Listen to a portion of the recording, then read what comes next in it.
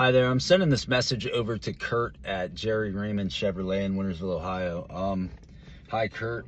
I just wanted to make a video and give you a rundown of my scenario that I have going on with my 2022 GMC Acadia.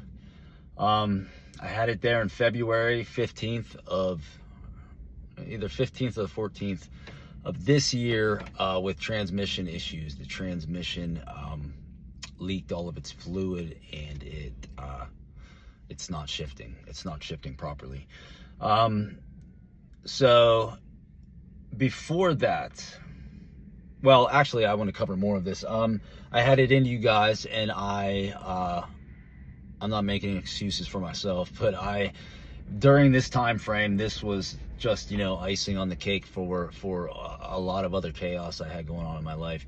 And I did speak to you. I was wearing my emotions on my sleeve at that point in time, and I did speak to you improperly and was swearing and other things, and you denied me service, and I understand that. I do. And I apologize for that. And I'm asking you to please give this the attention it deserves, this transmission issue with my 2022 GMC Acadia, because I'm hoping I can lay it out for you here to where you understand, because I think my issue before, back in February, was that there was just lack of communication, and I had explained it over and over to, I believe her name was Courtney, the lady that would answer the phone at the service center, and I explained the situation over and over again. And I know it's long-winded and it's confusing, so that's why I'm making this video in an attempt to hope, because I don't think you folks fully understood. I don't think there was communication to you and to the service techs about what I was calling about, and the entire story about it. So I'm going to try to lay it out here for you, just so you could, I honestly think nobody really understood what I was trying to tell them, what was going on, and hopefully I could do that here. So, so in April 24th of 25, my vehicle was brought in to you folks. My wife had said she was driving, this is my wife's car, and she said she was driving and the vehicle began to shake and then would just shut off. I don't know if this happened multiple times or what. At this time, the vehicle had 53,000 miles on it, under my 60,000 mile warranty. Now, I brought this in, and I understand as a business owner myself, and just how hard it is to find good help and just form a team of people that work together nowadays and can operate well. I understand that you folks over there have had a lot of changes going on, and I can relate to that, definitely. But what I was getting at is there was just really poor communication when we had it there in the spring of 25, and they first told me that I couldn't get a rental, and this my wife's in real estate, and this her not having her vehicle is it's just such a nightmare of my life, and it's going on a while now that she hasn't had one. And yeah, it's been rough, to say the least. So it was just a very bad experience in the spring. They didn't want to give me a rental. There was very poor communication. They gave me a number to text to talk to somebody about everything that was going on, and I would say, ask a question, because I wasn't getting any updates on even what was going on. But here in the paperwork, it kind of breaks it down what was happening. Sorry, I had to reset here, get situated.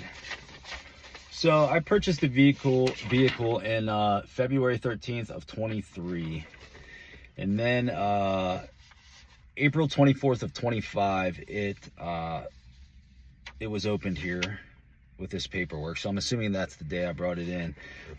My wife was driving it, and it began to shake, and it threw a code, so we brought it in. So they as I mentioned before, just the poor communication, and it really took a long time for me to get this back. It went in on 4/24 of 25, and it came out on 6/26 of 25. So that was a long time. Okay. So 4/24 of 25. It came in, and I'm just going to breeze through this. You have this stuff, I'm sure. Removed transmission front cover to remove control body, tore down control body, found the feed limit valve spring broken and the magnet broken for the service switch. There's 5 different things that were done to it. Removed and replaced control body program unit, blah, blah, blah, just explaining what all went on.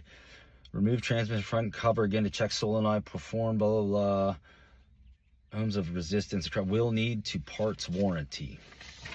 Okay, then it moves on. Due to faulty shift solenoid, something, other stuff. Not relevant to bring up. Technician test drove vehicle after all repairs were finalized and found vehicle to be shifting terribly. Please advise.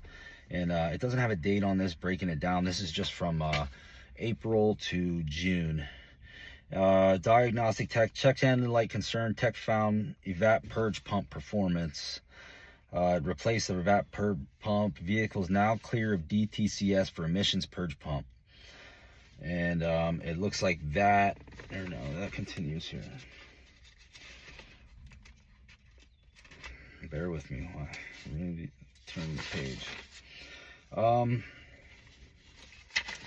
Okay, and then that was it for that. And then, okay, we got it back after a couple months, and then in the I brought it in here. This is the last time I had it in, was February 16th of 26. I was taking my children to school, and as I got close to the school, the transmission started to slip some. So I was like, oh, this isn't good. So I take my daughter to the middle school, take my son to the elementary school, and just as I'm moving along, it's getting worse. I'm like, yeah, this isn't good. This isn't good. So very quickly, it got worse, and then it quit moving, or it crawled, and I was trying to get off the road and out of the traffic of the school lane, and it's just chaos there normally. And then luckily a police officer was there, and it stopped moving, and he helped me push it the rest of the way out of the way. So after the transmission just completely failed, we tried contacting Jerry Raymond that morning. I think I called 2 or 3 times, and there was no answer at all. So and I really didn't know what to do. My car was sitting on the side of the road at Dollar General in Mingo Junction there, and not even completely in a parking spot, and we couldn't move it any further. I'm sitting out in the open. So I know a mechanic, and he came by and looked at it just to figure out what was going on, and he said, you dump transmission fluid. This thing's probably empty, and you burn up the transmission. And I said, okay, well, what can you do? Because Jerry Raymond's not answering me, and I need my vehicle fixed. So, and knowing now, I know I shouldn't have done this, but I had him, he discovered that there was, when all this work was done here, April through June, when it was all put back together and finalized, there was one clamp that wasn't put back on the, I think it was the inlet line of the transmission. Don't quote me on the inlet line, but I have photos. I'm going to attach them to this at the end of the video. I might even make them pop up here somewhere, maybe, if I could get that fancy with it. But so this line, so they didn't put a clamp on, and this hose had rubbed on the engine compartment, and rubbed, from February, or from June of 25 up until February of 26, and it rubbed, and like I said, I'm gonna put a photo up, but it rubbed it flat and completely just leaked out all the transmission fluid. And it was, I mean, there was a clamp right there that they just left down further on the line, that if they would have put it in and just put that screw in, it never would have happened. And I just hope that someone will address this, please, because I mean, I think it can be proven that this was the situation. It was due to this clamp not being put back on. And like I said, I'm begging at this point, please, can somebody please address this? I don't want to take any other routes. You know what I mean? I just want somebody to just please give this the attention it deserves, and just please help me with this. Please give it the attention it deserves, and give it the attention to hopefully realize that these repairs, caused this issue. yeah, I thank you again. I apologize for the way things were handled the last time, and I do, and please, I just hope you can help me with this. Thank you.